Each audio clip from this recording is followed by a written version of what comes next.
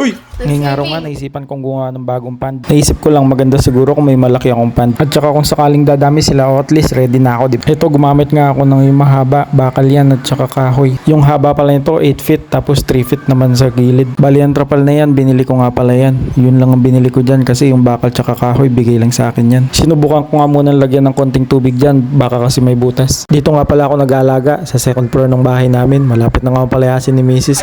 Dahil puro pond na daw yung loob ng bahay.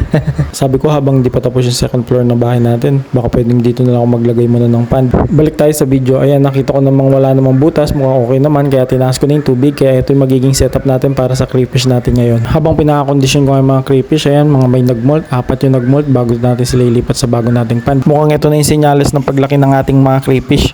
Matulog na muna. Pagising ko nga ngayong umaga, naisipan kong dagdagan yung mga crayfish, nainip ako eh.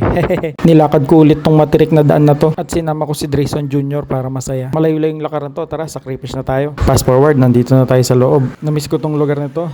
Parang last week galing lang ako dito. Sabi ni Brother Pete, mamili na daw ako pero dahil lang dami kong pagpipilian, sabi ko bahala ka na dyan. Habang tinitignan ko tong mga crayfish na to na walang hides, mukhang okay naman, ayun, pinampili niya na pala ako. Ito, at dahil may pangalan ng mga crayfish natin, etong dalawang to itatawag nating Berto at Berta. Ito si Berto, mataba-taba na siya pero hindi pa siya mahaba. At kung umabot ka hanggang dito, maraming salamat.